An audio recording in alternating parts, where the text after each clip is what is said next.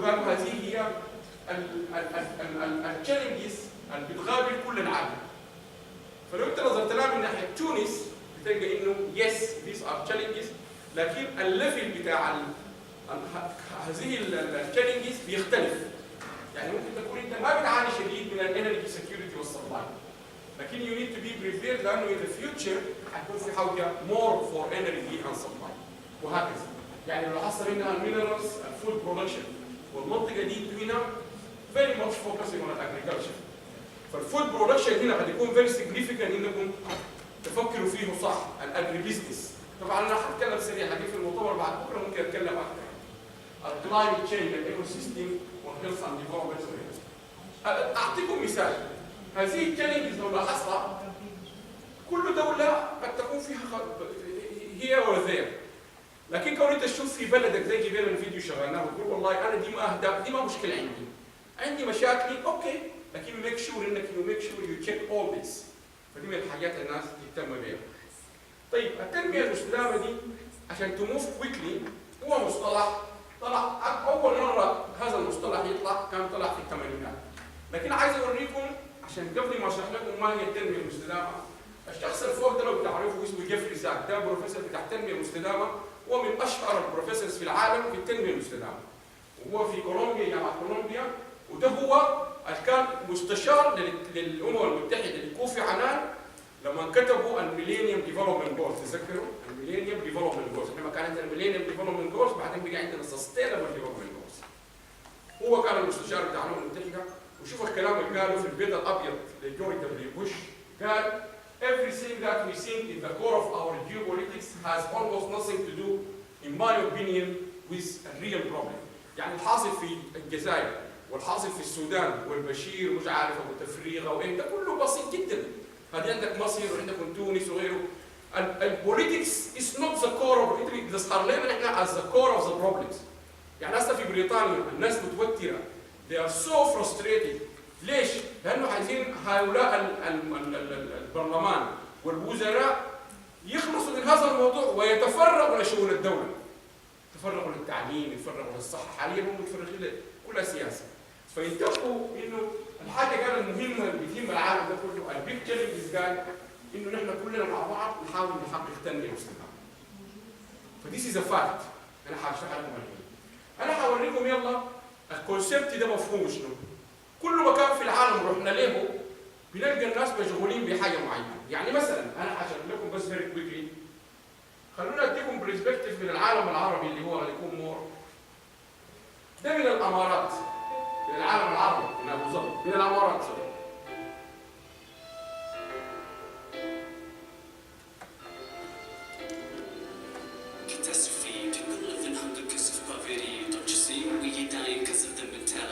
Earthquakes, hurricanes, wise of the person made. Understand when they say the world is slipping from my hands, monsieur. Maybe you say that I'm loco, but you know the fact remains that this is wrong. You know the world is like a ball. We call it cool. Our planet is dying, waving to us. When we stand together, we'll make the earth. You better hold hands and your forces make it last forever. We always aim to the top, keep it going and don't stop. And you live it and you hop ain't avoiding the no drop. We keep it clean, keep it strong if we just go along and take a message from the soul all the way home.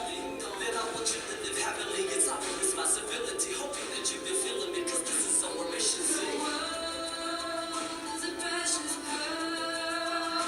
Stay alive, treat it right. So we shame فينا عن النجيل. ونبشر في الحديد. نعطي ويريد. Giving you support in the Part3, which is to stop ignorance and fight it. Message the whole world now have got it.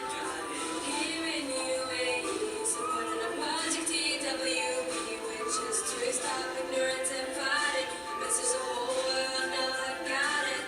For a decade now, since 2001, every 2 years a 3-day conference runs. Here we meet as strangers, but we leave as friends. أنا بس هقول في 3 حاجات ليسونز مهمة جدا. الحاجة الأولى أنا جبت الفيديو ده فور سيريز، السيريز الأول الراب ده النظام بتاع الأولى ده في الإمارات ما يعني ستيل ما اكسبتبل إن سوسايتي.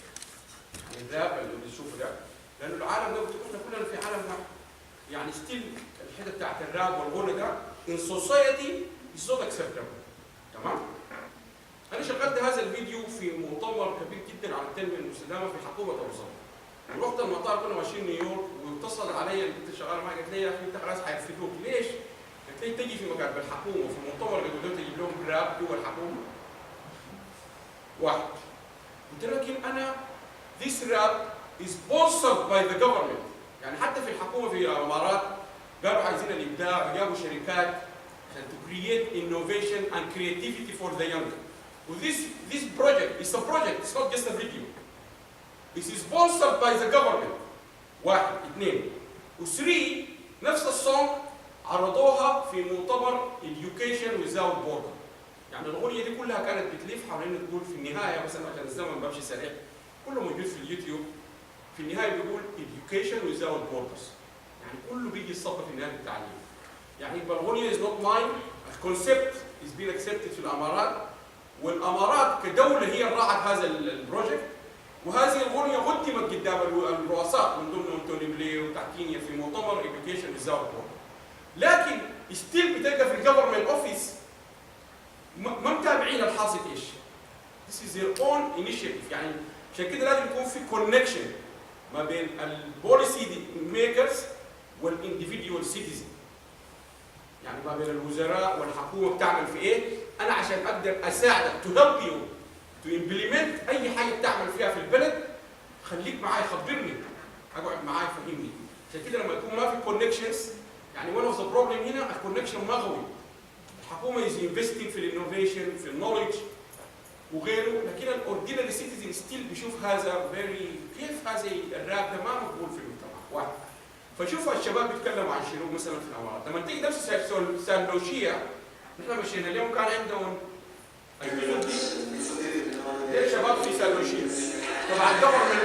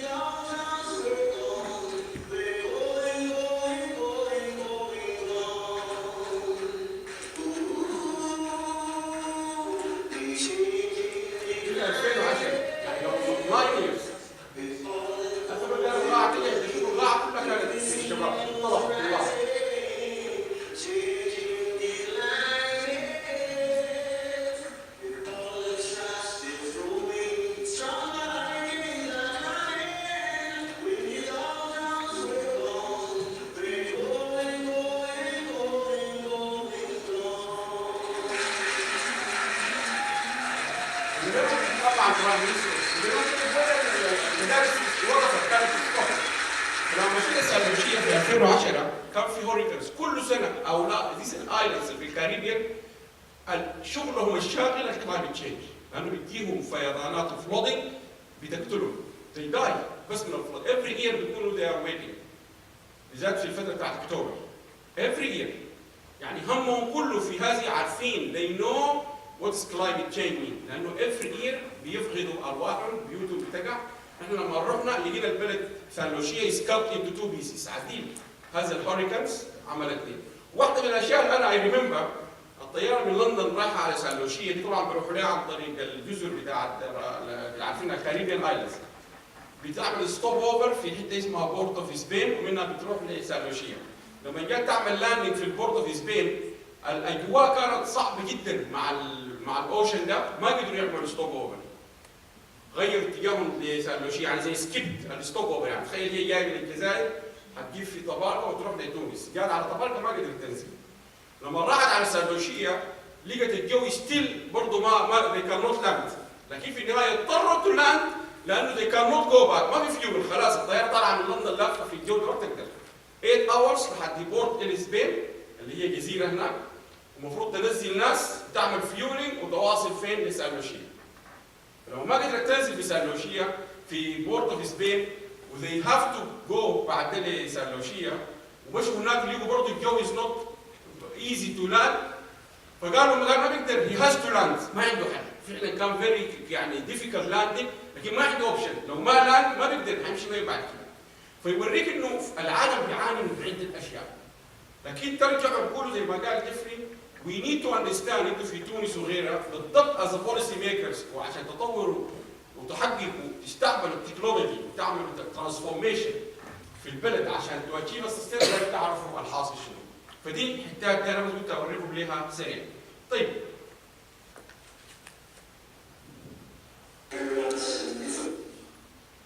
بس سريع جدا، ده الارهاب اللي هو نحن في العالم العربي في 2001 والارهاب وغدر وغدر.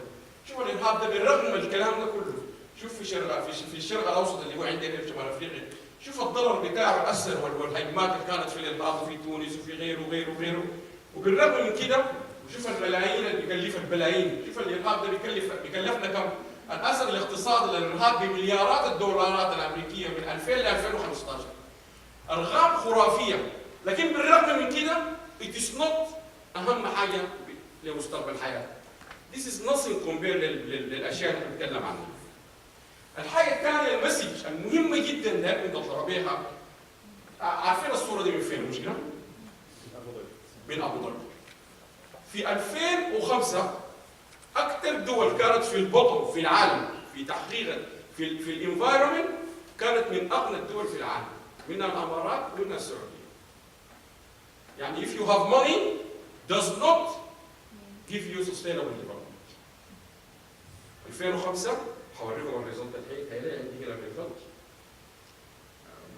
خليه في سلايد ثاني.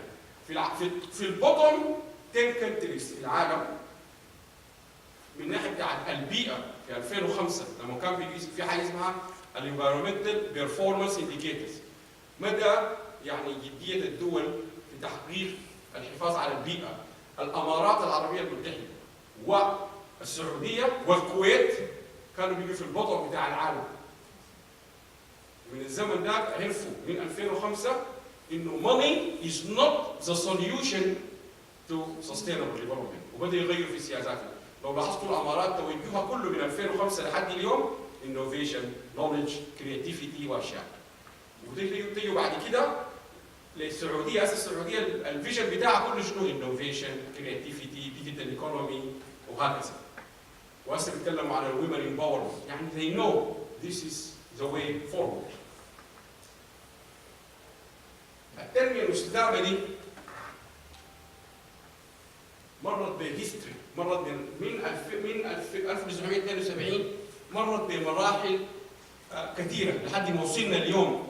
اهداف التنميه المستدامه ال 17 المخطوطين في الصور عندكم ديل، الرحله دي بدات من 1972 ونحن اليوم في كم؟ في 2019. فالرحله دي رحله طويله، وكل مره تحصل اشياء ويطلعوا اشياء ويجوا ينتبهوا انه والله المفروض كان يعملوا كده، المفروض كان يعملوا كده. الجود ثينج انه they continuously reviewing البوليسي حقتهم ويغيروا. هشرح لكم الحين. فانتوا في تونس هنا كستودنتس ولا كبوليسي ميكرز ولا كبرايفت سيكتور المفروض تعملوا نفس القصه. يعني نوت جست تو ستارت، يعني في مشكله في العالم العربي كله، انا لاحظتها، العالم العربي كله فيه المشكله دي. اي نيو نظام ولا نيو بوليسي ميكر يقول لك عايزين نغير الدستور. واكشن المشكله كانت هي ما كانت الدستور. المشكله كانت انه الدستور الموجود في البلدان ما كان مطبق. في معظم اصلا السودان اول حاجه نعملوا هذا نغير الدستور. البروبلم ما كانت في الدستور، ولا في الجزائر البروبلم ضد الدستور. البروبلم انه الدستور ما مطبق. وتيجي امبلمنت الدستور، لكن في بريطانيا لما يجي يغيروا الدستور لانه they have implemented الدستور بتاعه we did not produce a result فيبدوا يغيروا فيه. فلازم نرجع ونعمل هيستوري، نقول تونس مرت بشنو؟ الحصل شنو في تونس؟ مش طوال نقول نحن نمشي في اس دي جيز، صح العالم بيتكلم عن اس دي جيز الان، لكن شوف وات maybe there are lessons مفيده حصلت في تونس قد تستفيدوا منها لقدام. وهكذا. وانا اعطيكم اكزامبل بسيط جدا هتستغربوا له. في السعوديه، في المملكه العربيه السعوديه ما في حد بيقدر يعبر المطار هذا الا يكون تحققوا منه 100%، يعني علام انه ماشي زياره يشتغل هناك، هو مواطن من دول الخليج، يعني to pass a security في Saudi Arabian airport is very tough. You can't escape it, no way. يعني no way in Saudi Arabia انت to pass security بتاعت الباسبورت، لازم يكون غير فوق. تمام؟ عندنا قبل 12 years ولا 10 years حصلت قصه في بريطانيا مشهوره جدا تكونوا سمعتوا عنها. في اخت سيده رايحه زامبيا، واخذت الجواز بتاعها من الدولاب، من الغرفه بتاعتها اللي في الدولاب بتاعها، وراحت على المطار. وانا عامل لي من القصه دي من 12 years عامل لي فوربيا، بقيت كل ما اكون رايح على المسافر اشيك على الباسبور ده 4-5 مرات من هذه القصه بتاعت المراه دي. اخذت الباسبور بتاعها وراحت فين؟ على هيثرو ايربورت، وعدت وركبت الطياره، والطياره عامله لاندنج، مش بيجيبوا لك اللاندنج كارد عشان تعبيه، ادوها اللاندنج كارد عشان تعبيه وهي نازله على زامبيا. جت تعبي من الجواز اللي هو رقم الجواز اللي عملناه امبارح في تونس ده، لقت انه الباسبورت اللي هي باخذه في ايدها بتاع زوجها وبتاعها. كان يو بليف الليدي شي ليفت ثرو ذا ايربورت، هيثرو ايربورت، بجواز سفر زوجها. يعني لاحظوا توك اباوت ميل انا فيميل، ما ممكن شاب وانسان، لو كان اخو اختها نقول اوكي في سيميلاريتيز.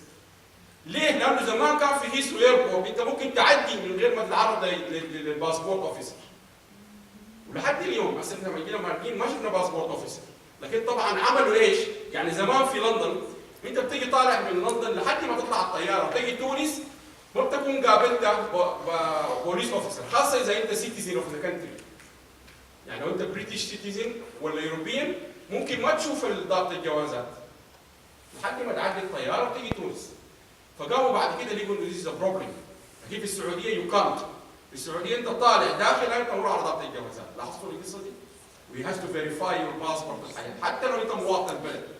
فقاموا بقوا يطوروا في التكنولوجي، قالوا احنا ما حنقوم نعين ناس، لكن عملوا تكنولوجي. انت لما تجي في المطار في اول مرحله بتجي، بعدها لو لاحظتوها في جاتويك، طبقوها في جاتويك ايربورت، بياخذ لك صوره الكاميرا، انت تعدي من الكاميرا وتعمل لك ماتشنج مع the last point when you are going to the aircraft.